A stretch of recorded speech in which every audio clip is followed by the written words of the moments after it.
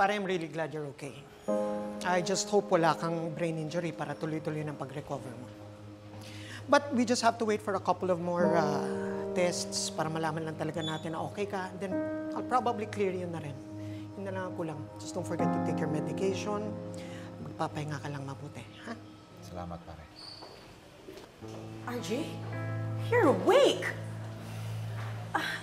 Kamusta ka na? How are you feeling? Morgana, please, pwede ba? Huwag mo na munang rataratin ng tanong. Eh, bakit pa nangangamusta lang naman ako eh? RJ, may naalala ka ba? Do you know who did this to you? Dahil kailangan mahuli talaga yung taong yun. Ang balita mula sa police station, may suspect na daw sila. Si Carlos. Eh, kailangan talaga mahuli yung lekat na yon. Alam mo, padadagdagan ko na lang yung security mo. Just to make sure that you're safe. Morgana, hayaan mo na muna. RJ is okay. He's getting better. Pero marami pang test na kailangan gawin. Bago ko talaga siya ma-clear. So, tsaka na muna. Okay?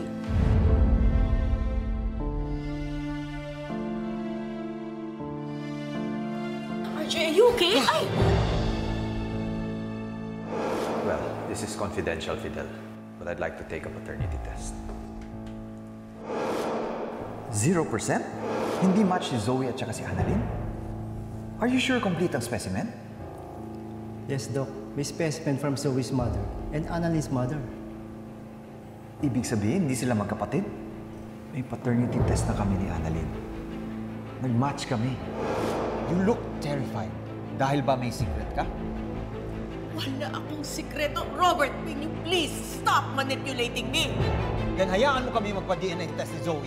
Wala namang mawawala. No, Robert, please! Please don't do this to Zoe! Then tell me the truth. Ako ba talaga ang tatay ni Zoe? Yes, Robert, ikaw ang tatay ni Zoe! Magpapa-DNA test kami. No, Robert, please don't do this! Please, huwag mo na gawin sa anak mo to. Kawawa naman si Zoe. Please, huwag mo na itong gawin. Please, Robert, no! No! Robert, sandali lang. Moira? Ba't ka nandito?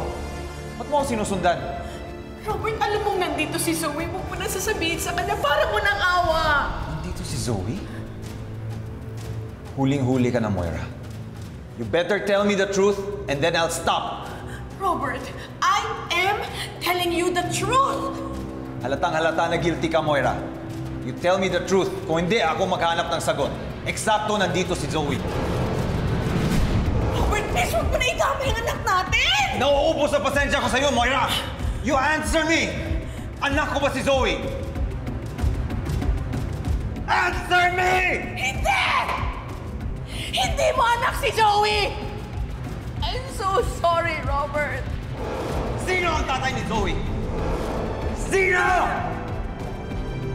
Robert, please. Nothing changes. Ikaw pa rin ang ama ni Zoe. You will be her father through and through. Mahal ko si Zoe. But I deserve to know the truth! Sino ang tatay ni Zoe? Sino? Ayaw mo sumagot, ha? Robert, wag! Robert!